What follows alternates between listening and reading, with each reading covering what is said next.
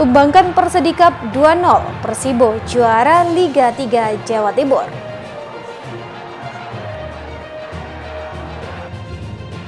Warga Bojonegoro digemparkan dengan temuan bayi tewas terseret banjir.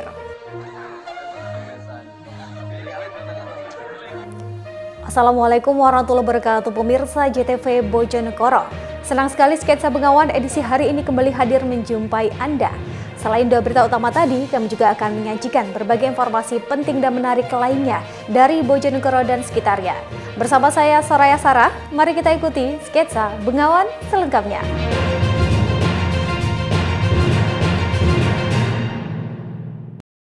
Pemirsa, kita awali berita yang pertama. Setelah puasa gelar selama kurang lebih 12 tahun, Persibo Bojonegoro akhirnya sukses meraih gelar juara Liga 3 PSSI Jawa Timur 2023-2024. Keberhasilan Laskar Angling Dharma menyabet gelar setelah menumbangkan Persedikap dengan skor 2-0 di partai final. Laga final kompetisi sepak bola Liga 3 PSSI Jawa Timur antara Persibo Bojonegoro melawan Persedikap Kediri berlangsung di Stadion Letjen Haji Sudirman Bojonegoro pada Selasa sore. Tampil di hadapan 10.000 supporter yang memadati stadion setempat, Persibo Bojonegoro langsung mengambil inisiatif menyerang sejak peluit babak pertama dibunyikan oleh wasit Denny Nur Hidayat. Laga baru berjalan 1 menit, tim yang berjuluk Laskar Angling Dharma ini langsung memberikan ancaman ke gawang Persedikap Kediri. Namun peluang yang didapatkan oleh Taufik Hidayat masih bisa digagalkan oleh penjaga gawang Persedikap. Di menit ke-31, Persibo Bojonegoro baru bisa memecahkan kebuntuan. Wasit menunjuk titik putih setelah pemain Persibo Rizga dilanggar di dalam kotak penalti. Diego Banowo yang menjadi eksekutor tendangan penalti berhasil menyarangkan bola di sudut kanan gawang Persedikap. Tendangan striker Persibo tersebut sempat berhasil dibaca arah bolanya, namun derasnya laju bola membuat tidak bisa diantisipasi oleh kiper Persedikap. Skor 1-0 bertahan hingga turun minum. Memasuki babak kedua, Persedikap berusaha keluar dari tekanan dengan menggempur ke jantung pertahanan Persibo. Di menit ke-64, Persedikap dihadiahi penalti oleh wasit Denny Nur Hidayat. Wasit memberikan penalti setelah pemain Persedikap Randy Avinda dilanggar di dalam kotak terlarang oleh Ahmad Muzakwat. Namun eksekusi penalti yang dilakukan oleh Didit Agus berhasil digagalkan oleh penjaga gawang Persibo Nur Ihsan. Saking asiknya menyerang, malapetaka justru datang dari Persedikap Kabupaten Kediri, tepatnya di menit ke-86 menjelang berakhirnya babak kedua. Persedikap Kediri justru kebobolan melalui gol bunuh diri Raymond Fernando. Gol bunuh diri terjadi saat Raymond Fernando akan memberikan umpan back pass kepada penjaga gawang Fanani Aldino. Namun sayang saat diberikan umpan, posisi penjaga gawang Fanani Aldino keluar jauh dari sarangnya sehingga bola masuk ke gawangnya sendiri. Skor 2-0 bertahan hingga babak kedua usai. Asisten pelatih Persibo Agus Supriyanto mengapresiasi para pemain yang sudah berjuang keras pada pertandingan ini sehingga akhirnya bisa keluar sebagai juara. Menurutnya, torehan prestasi ini juga tak lepas dari dukungan para supporter serta semua elemen masyarakat Bojonegoro. Terima kasih buat semuanya, termasuk media juga, supporter, semua elemen yang bantu kita selama ini. Ini sangat luar biasa buat kita. Saya juga ucapkan terima kasih buat semua pemain karena mereka sudah berjuang keras untuk pertandingan sampai hari ini. Sampai final kita bisa juara Liga 3 Jawa Timur. Tidak mudah karena Jawa Timur juga salah satu kekuatan sepak bola terbesar di Indonesia. Mungkin paling padat untuk kompetisi di Liga 3, tapi alhamdulillah kita bisa melewati ini. Mudah-mudahan untuk pertandingan tingkat nasional kita bisa lebih baik lagi. Mohon doa restunya juga buat kita semua dari media. Mudah-mudahan kita bisa melewati, bisa promosi Liga 2. Sementara itu, pelatih Persedikap Kabupaten Kediri Muslim Habibi mengatakan pertandingan final ini sangat tidak menguntungkan pihaknya. Pasalnya laga digelar di kandang Persibo sehingga ribuan supporter memberikan dukungan penuh kepada Persibo. Terima kasih saya mengucapkan terhadap official dan pemain yang bekerja keras hari ini, bagaimana mereka yang seharusnya bisa juga mendapatkan gol. Tapi sekali lagi saya apresiasi bagaimana tidak mudah kita bermain melawan tuan rumah yang didukung oleh ribuan penonton, dan pemain kita banyak pemain muda. Pastinya ketika kita mendapatkan peluang akan sedikit berpengaruh juga dengan situasi penonton. Walaupun di dalam lapangan itu kita yang melakukan, tapi ya ini sepak bola, jadi dimana kita sedikit terkejut dengan situasi bagaimana banyak supporter dan tekanan bahwa ini berada di final. Tapi saya bangga terhadap pemain yang telah melakukan instruksi atau taktikal yang kita buat untuk kita lawan Persibo, seperti itu. Menjadi juara Liga 3 Jawa Timur seolah menjadi pelepas dahaga bagi Persibo Bojonegoro. Pasalnya tim yang dulu berjuluk The Giant Killer atau pembunuh raksasa ini terakhir kali juara Piala Indonesia pada tahun 2012 atau 12 tahun lalu. Edo Jody Aldian, CTV, Bojonegoro. Sementara itu, penyelenggara partai final Liga 3 PSSI Jawa Timur digelar di Stadion Letjen Haji Sudirman Bojonegoro mendapatkan apresiasi dari Ketua Asprof PSSI Jawa Timur. Pasalnya, seluruh perangkat pertandingan hingga panitia pelaksana pertandingan bekerja dengan baik hingga laga final berjalan dengan aman dan lancar. Laga final kompetisi sepak bola Liga 3 PSSI Jawa Timur antara Persibo Bojonegoro melawan Persidikap Kediri yang berlangsung di Stadion Letjen Haji Sudirman Bojonegoro pada Selasa sore mendapatkan apresiasi dari Ketua Asprof PSSI Jawa Timur. Dalam pertandingan tersebut, Persibo Bojonegoro berhasil mengalahkan Persidikap Kabupaten Kediri dengan skor 2-0. Gol Persibo Bojonegoro berhasil dicetak oleh Diego Banowo pada menit ke-32 melalui titik penalti, dan satu gol tercipta akibat bunuh diri dari pemain Persidikap di menit ke-86. Ketua Asosiasi Provinsi PSSI Jawa Timur Ahmad Riyad yang hadir secara langsung menonton pertandingan ini mengatakan tuan rumah Bojonegoro dinilai bisa menyelenggarakan laga final dengan baik, baik dari perangkat pertandingan hingga panitia pelaksana pertandingan yang bekerja dengan baik. Ahmad Riyad menambahkan penyelenggaraan pertandingan di Stadion Bojonegoro bisa menjadi contoh bagi tim-tim lainnya. Selain itu, dirinya menuturkan jika Persibo Bojonegoro bisa berpeluang menjadi tuan rumah Liga 3 nasional. Alhamdulillah, tuan rumah bagus, Bojonegoro pelaksananya bagus, ini menyiapkannya semuanya baik. Perangkat pertandingan kesehatannya tidak ada intimidasi apapun, semua berjalan normal semuanya, alhamdulillah. Semoga menjadi contoh dari tim-tim yang lain. Karena apa? Federasi ini berbuat baik, kalau klubnya jelek nggak mungkin. Semua harus bareng, punya rasa untuk membenahi satu untuk Indonesia.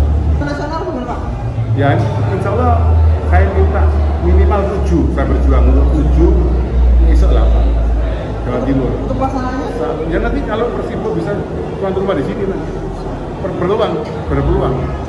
Edo Jody Aldian, CTV, Bojonegoro. Pemirsa, sejumlah santri pondok pesantren di Kabupaten Bojonegoro digemparkan dengan penemuan sesosok bayi perempuan yang tewas terseret banjir. Jasad bayi tersebut kemudian dievakuasi ke kamar jenazah RSUD setempat. Sejumlah santri pondok pesantren An-Nuroniyah Desa Sumber Telaseh, Kecamatan Dander, Kabupaten Bojonegoro menemukan jasad bayi yang diduga baru dilahirkan. Bayi perempuan tersebut ditemukan mengapung di Sungai Afur yang ada di samping pondok pesantren. Bayi yang masih lengkap beserta tali pusar tersebut ditemukan sejumlah santri saat sedang tengah memperbaiki paralon. Tanpa sengaja, mereka justru melihat sesosok jasad bayi tersangkut di paralon tersebut. Kejadian ini kemudian dilaporkan kepada pihak kepolisian. Dari hasil pemeriksaan awal, jasad bayi naas itu diketahui berjenis kelamin perempuan dengan panjang 39 cm dan berat 701 gram. Oleh petugas, jasad bayi tersebut kemudian dievakuasi ke kamar jenazah RSUD setempat untuk dilakukan penyelidikan lebih lanjut untuk mengetahui siapa yang membuang bayi tersebut.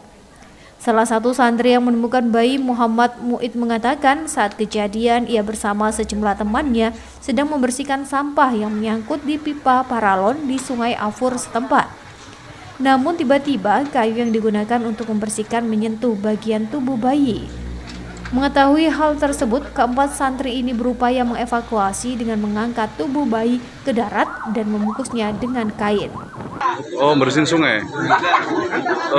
Pada saat ditemukan tuh kondisinya bagaimana? Telanjang, Mbak, terkurang. Oh, telanjang ya. Jenis kelamin cowok apa cewek? Perempuan. Perempuan ya. Kamu tadi berapa orang? 4 orang. Bersihin sungai ya. Terus dievakuasi, diangkat. Siapa yang angkat tadi? Sama-sama, Pak. Oh, sama-sama berempat ya. Hingga kini pihak kepolisian masih melakukan penyelidikan untuk mengetahui siapa pelaku dan motifnya membuang bayi malang tersebut. Samsul Alim, JTV, Bojonegoro. Paman di Tuban tega cabuli 2 keponakan hingga melahirkan. Informasi selengkapnya sesaat lagi, tetaplah bersama Sketsa Bengawan.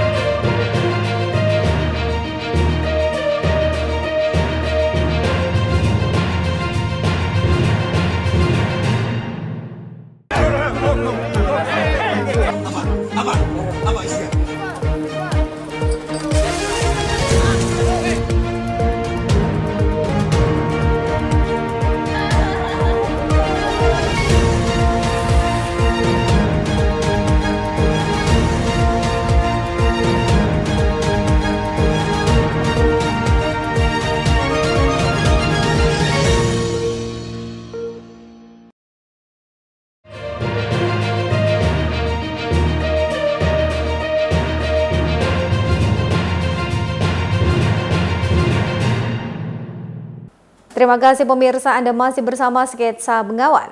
Bukannya mengayomi, seorang paman di Kabupaten Tuban justru mencabuli 2 keponakannya sendiri. Keponakan perempuan dicabuli hingga melahirkan, sementara keponakan yang laki-laki disodomi.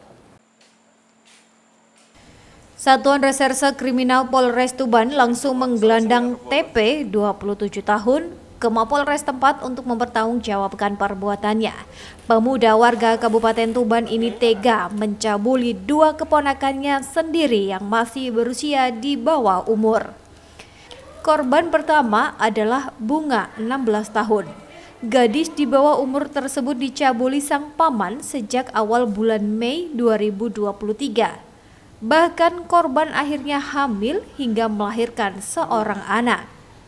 Tak puas mencabuli Bunga, tersangka diketahui juga menyodomi adik korban, sebut saja Putra 10 tahun hingga 7 kali. Aksi bejat ini baru diketahui kedua orang tua korban saat sang kakak Bunga 16 tahun mengaku hamil. Selanjutnya kedua orang tua korban melaporkan kejadian tersebut ke Mapolres Tuban. Kasat Reskrim Polres Tuban AKP Rianto mengungkapkan pelaku mengancam kedua korban untuk melancarkan aksinya, yakni dengan mengancam akan membunuh orang tua korban jika tidak menuruti kemauannya. Modusnya, Dan? Untuk modus, awalnya korban dan tersangka ini adalah memang masih ada hubungan saudara. Yang paman, tersangka ini adalah paman dari korban. Pada saat itu korban merasa diintimidasi, ditakuti dengan alasan orang tua korban mempunyai utang 100.000 dan dia harus menuruti kemauan daripada tersangka ini, sehingga korban merasa takut kemudian melakukan kegiatan atau yang perkara yang dilakukan di sini. Itu dilakukan di mana, Dan? Menurut informasi keterangan dari korban adalah sebanyak 4 kali. Di mana, Dan, itu? Di taman belakang Cafe Havana, berada di wilayah Kecamatan Kota. Kos-kosan, Dan, berarti? Di kafe, belakang kafe ada taman. Dia melakukan ini secara sadar atau terpengaruh obat-obatan, Dan? Secara sadar. Akibat perbuatannya, kini pelaku harus mendekam di sel tahanan Polres Tuban. Tersangka dijerat pasal 289 KUHP tentang pencabulan dengan ancaman hukuman maksimal 15 tahun penjara. Sementara korban yang sebelumnya hamil kini tengah melahirkan. Ziki Muhammad, Husni Mubarok, JTV, Tuban. Sementara itu, hingga kini Satlantas Polres Ngawi masih mendalami keterangan dari sejumlah saksi terkait kasus kecelakaan bus rombongan Satgas Partai Hanura di ruas tol Ngawi KM 554. Polres Ngawi juga menunggu hasil tim Traffic Accident Analysis Polda Jatim untuk mengetahui penyebab kecelakaan. Pihak Satlantas Polres Ngawi masih melakukan penyidikan terkait kasus kecelakaan yang terjadi pada bus pariwisata PO Eva Trans Jaya yang mengangkut rombongan anggota Satgas Partai Hanura Minggu pagi 4 Februari. Pemeriksaan terhadap sejumlah saksi juga masih dilakukan serta mengumpulkan bukti-bukti pendukung. Kasat Lantas Polres Ngawi AKP M. Sapari menjelaskan hingga kini sudah ada 4 saksi yang dimintai keterangan, mulai dari pengemudi truk dan beberapa dari penumpang bus yang selamat. Menurutnya hingga kini belum sampai proses penetapan tersangka. Pihaknya masih fokus terhadap penyebab dan awal kecelakaan terjadi, termasuk menunggu hasil dari penyelidikan dan olah TKP yang kemarin dilakukan tim Traffic Accident Analysis atau TAA Polda Jatim. Untuk perkembangan penyidikan sementara masih kita melakukan pemeriksaan, terutama para saksi yang pada saat itu ada di lokasi atau di tempat kejadian perkara. Sampai berapa saksi dan yang sudah diperiksa mulai kemarin? Sementara masih 3-4 saksi untuk sampai dengan hari ini. Terus untuk korban yang dirawat sendiri untuk di wilayah Ngawi? Korban yang dirawat sampai dengan pagi hari ini 3 rawat inap di Rumah Sakit Pituto, 1 rawat ulangi 1 dirujuk ke Rumah Sakit Adi Usada Surabaya. Belum menentukan tersangka? Sementara belum, sambil nanti kita ambil dari hasil olah TKP tambahan yang kami datangkan unit TAA dari Subdit Gakum di Lantas Polda Jatim itu nanti. Seperti diketahui, bus rombongan Satgas Partai Hanura mengalami kecelakaan pada Minggu 4 Februari di jalur tol Ngawi. 3 korban tewas akibat kejadian itu. Ito Wahyu, CTV, Ngawi. Sementara itu, berbagai persiapan mulai dilakukan umat Tridharma dalam menyambut perayaan Tahun Baru Imlek ke-2575 Kongzili. Di tempat ibadah Tridharma Kelenteng Kuang Singbio Kabupaten Tuban, pengurus mulai memasang lampion hingga replika Sio Naga. Suasana tempat ibadah Tridharma Kelenteng Kuang Singbio di Jalan R.E. Marta Dinata Tuban ini masih tampak sepi. Belum ada aktivitas sembahyang bersama ataupun ritual keagamaan berjamaah menjelang Tahun Baru Imlek yang akan jatuh pada tanggal 10 Februari 2024 mendatang. Meski begitu, pada Rabu pagi, sejumlah umat Tridharma dan karyawan di kelenteng terbesar se-Asia Tenggara tersebut kini sudah mulai sibuk dengan berbagai persiapan menjelang Imlek. Di antaranya, membersihkan dan mengganti lampu lampion, menyediakan lilin dan hiu untuk piranti sembahyang, membersihkan sarana ibadah, serta memasang display naga kayu yang menggambarkan Sio tahun ini. Salah satu karyawan Kelenteng Kuang Singbio Tuban, Liana, mengatakan menyambut pergantian Tahun Baru Cina tersebut, persiapan mulai dilakukan sejak dini. Di antaranya mempersiapkan sarana dan prasarana serta membersihkan tempat ibadah untuk sembahyang nanti.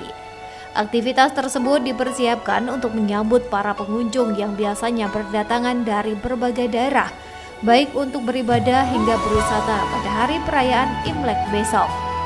Tahun Sio Naga Kayu sendiri memiliki arti baik, mulai dari kekuatan, keluhuran, kehormatan, keharmonisan, keberuntungan, serta kesuksesan. Menyambut Tahun Naga Kayu ini, pihak kelenteng berharap bangsa Indonesia bisa bertambah maju serta semakin melimpah rezekinya. Jelaskan menjelang hari Imlek ini persiapan dari KSP sendiri seperti apa? Kita sudah mulai pembersihan kelenteng seperti bersih-bersih dinding atap yang di aula altar, pemasangan lampion, juga ada beberapa tamu yang sudah mulai menitipkan lilin untuk kita nyalakan nanti di Imleknya, di hari Imlek. Selain itu, Pak? Selain itu kita juga membuat display Sio Naga. Kebetulan tahun ini ada Sio Naga Kayu, jadi seperti yang ada di belakang kita mulai pengerjaannya hari ini. Untuk Tahun Naga ini artinya seperti apa? Apa sih Pak sebenarnya? Artinya Sio Naga Kayu melambangkan kekuatan, keluhuran, kehormatan, keberuntungan dan kesuksesan. Untuk lambangnya naga dan kayu itu keharmonisan, peningkatan, dan kelimpahannya. Menjelang malam Imlek, sejumlah jamaah di Kabupaten Tuban akan melakukan sembahyang pada tanggal 9 Februari pukul 8 malam di kelenteng dekat alun-alun Kota Tuban, kemudian dilanjutkan sembahyang di Aula Kelenteng Koang Simbio. Ziki Muhammad, Husni Mubarak, JTV, Tuban. Pemirsa, ratusan rumah di 8 kecamatan di Bojonegoro diterjang banjir. Informasi selengkapnya sesaat lagi.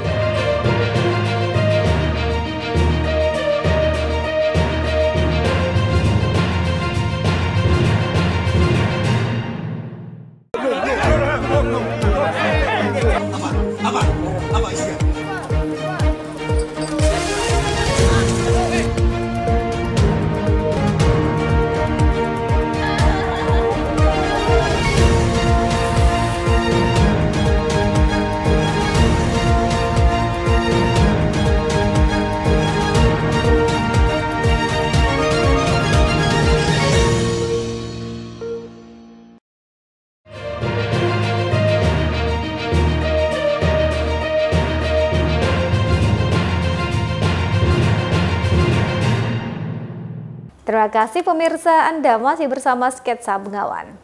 Tingginya curah hujan yang mengguyur wilayah Kabupaten Bojonegoro pada Senin malam membuat ratusan rumah di 8 kecamatan di Kabupaten Bojonegoro terendam banjir. Selain itu, banjir juga merendam ratusan hektar lahan pertanian milik warga. Hujan deras yang mengguyur wilayah Kabupaten Bojonegoro Senin malam membuat sedikitnya 268 rumah warga di 8 kecamatan terendam banjir. Selain itu, banjir juga merendam sedikitnya 575 hektar lahan pertanian milik warga setempat. Salah satu kawasan terdampak banjir adalah Desa Wedi, Kecamatan Kapas, Kabupaten Bojonegoro. Banjir mulai merendam rumah-rumah warga setempat sejak Senin malam. Hingga Selasa pagi, banjir masih menggenangi rumah-rumah warga dengan ketinggian 60 cm. Selain membuat aktivitas warga sekitar terhambat, banjir juga membuat warga mengevakuasi barang-barang berharga milik mereka ke tempat yang lebih aman agar tidak terendam banjir. Meski demikian, warga setempat tetap memilih bertahan di rumah daripada mengungsi. Namun untuk mengantisipasi banjir masuk ke dalam rumah, warga membuat tanggul buatan di pintu rumah.